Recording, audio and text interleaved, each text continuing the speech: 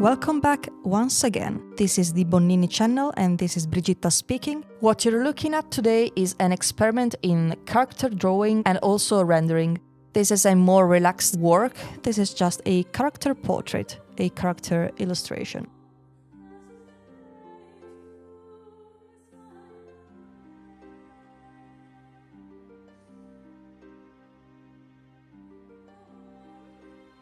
This was more or less an excuse to draw medieval-inspired clothing.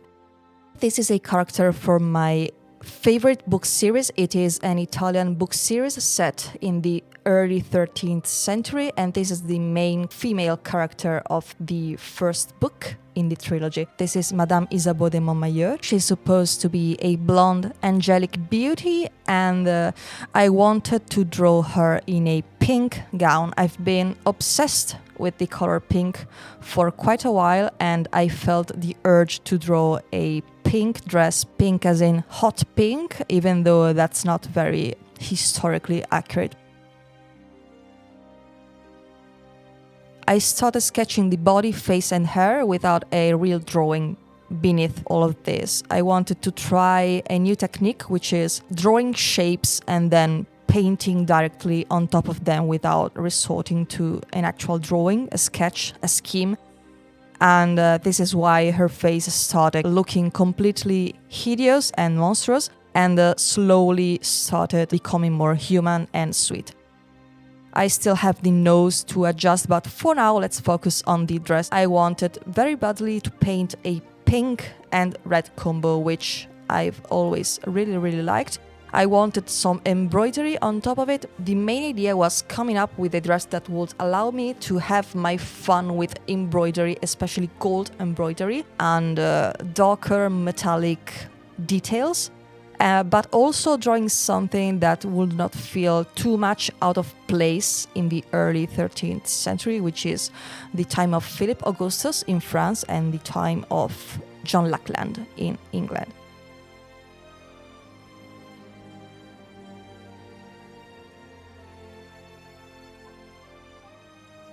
I took inspiration from a couple references I was able to find on archive.org, which is very full of scans of books containing costumes from all around the world, from all centuries, from all countries, you know, Chinese, Japanese, Egyptian, and I started designing my own gown. Actually, I designed more than one because I'm always so indecisive, but yeah, the pink had to be a must.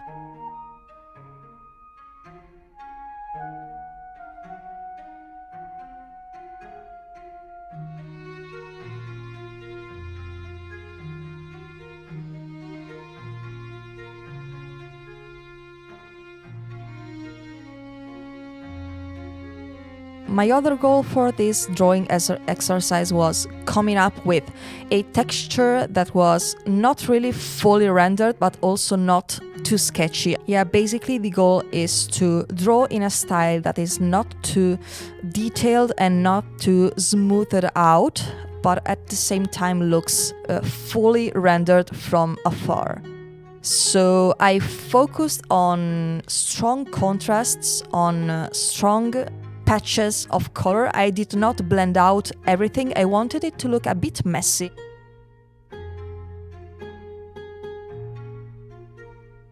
Sometimes you can see random images in the background. That's just my reference pictures that I keep putting in the canvas to look at while I'm drawing. I chose a photo of a wonderful costume from I believe the English National Ballet for the character of Aurora, Princess Aurora from the Sleeping Beauty Ballet, and that was the color palette I was going for with the first gown I drew.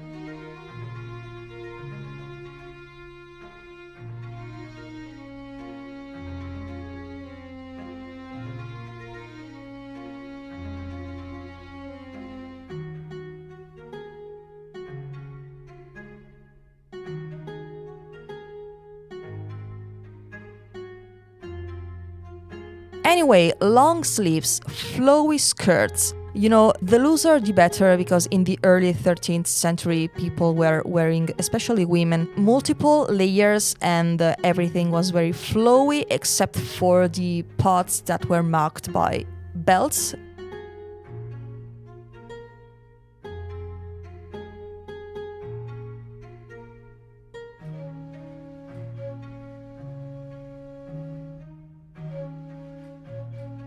Maybe the fact that I didn't really hold back on the reflections on the dress penalizes the design. I'm no expert on medieval clothing. I'm absolutely not a fashion enthusiast. I just looked up some examples just to come up with a convincing design for this character from this book series. At the same time, I also wanted to allow myself to experiment with some elements of the design that are maybe less accurate to the time period, but more fun in terms of design, you know? Here I tried to draw some sort of cord embroidered belt, if that makes sense. I mean, you're looking at the picture, you can see what I was aiming for. I finally decided to fix the nose. Now she looks actually fully human and not alien and weird.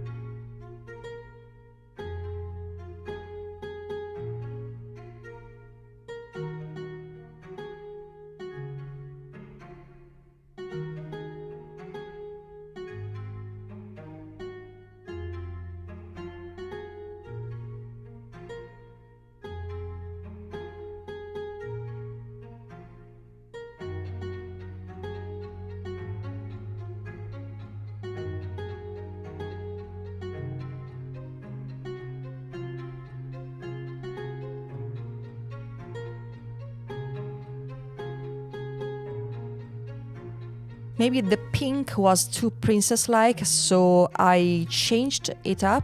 In the end, I think the periwinkle might be the most convincing version of the dress.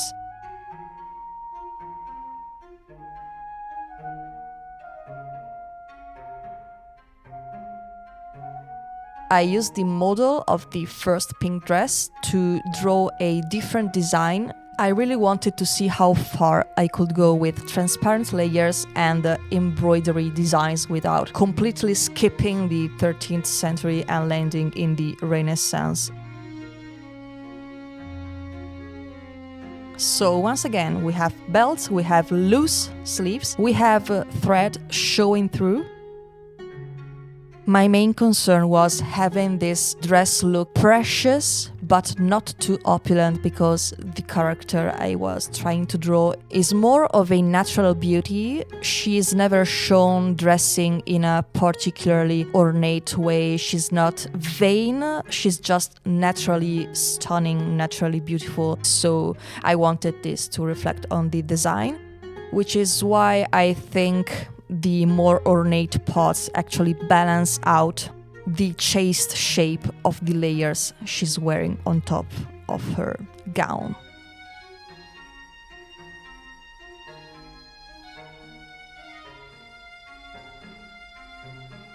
The embroidery part, I think, was the most fun to work on because I ditched completely opacity and flow, and I went in with a flat brush, just full color, no gradients, no blending allowed.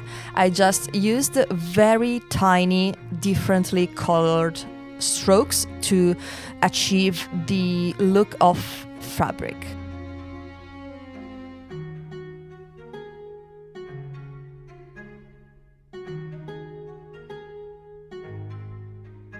So tons of different dots, a greenish, darker layer underneath everything, and on top of that a more beige, golden, yellow layer of lines, and on top, as a finishing touch, bright yellow highlights.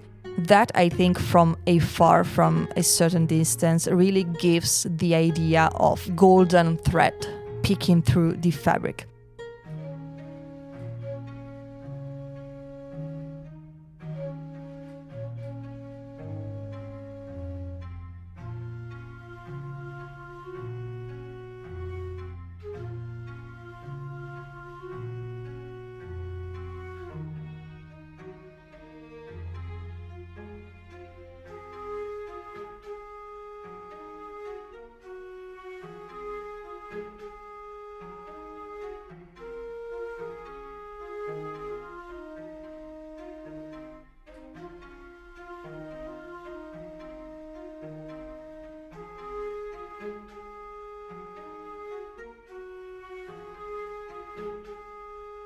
One thing that really wasn't that convincing at the beginning was the golden layer she's wearing under the whitish gown you can see here.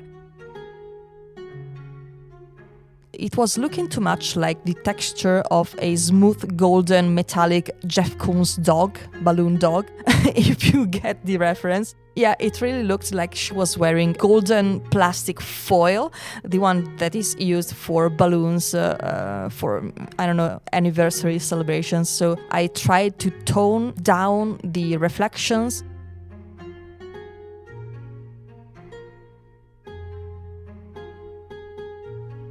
Yeah, of course, I'm adding a cape as well. The first design was brown and blue, light blue. In my head, light blue and gold look fantastic together, but on the canvas, on the digital canvas, many things were not clicking together. I worked on it, I drew a couple layers, but then I got tired of this blue area and switched back to a monochrome golden cape just so it could match better with the dress. Yeah, basically this is a monochrome look and I don't hate it. It doesn't look too showy, it doesn't look too opulent. It looks rich and ornate without being too extra, too campy, which for the character does its job.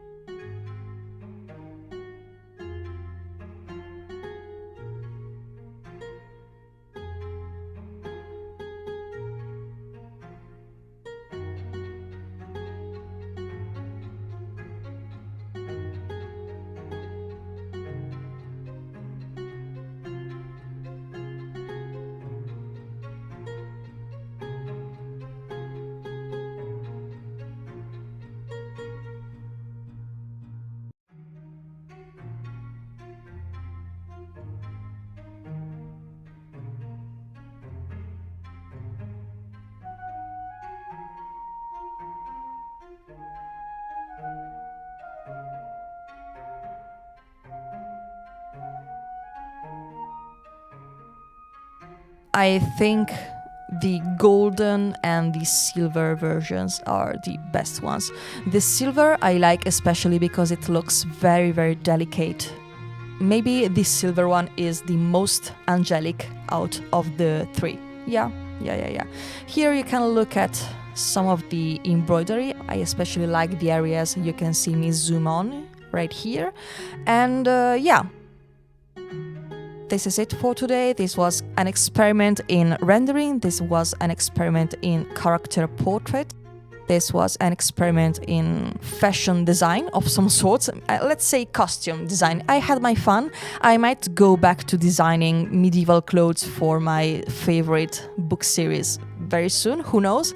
I have a few illustrations I'm working on at the moment, and as soon as I'm finished with those, as soon as I've uploaded the videos for those as well, I think I'll go back to making fan art of these books. Hope you enjoyed looking at this, hope you liked looking at me paint, I hope it wasn't too boring with all the focus on fabric and not much else. Anyway, if you want to look at more fan arts from me, you can go on my second Instagram account, which is where I upload my drawings concerning series I'm a fan of, which is Pippisissi. You can see here the handle. Bonnini is actually my main art profile, which is where I upload my best work if you're interested in seeing that. Anyway, have a wonderful day and I'll see you in the next video. Bye bye!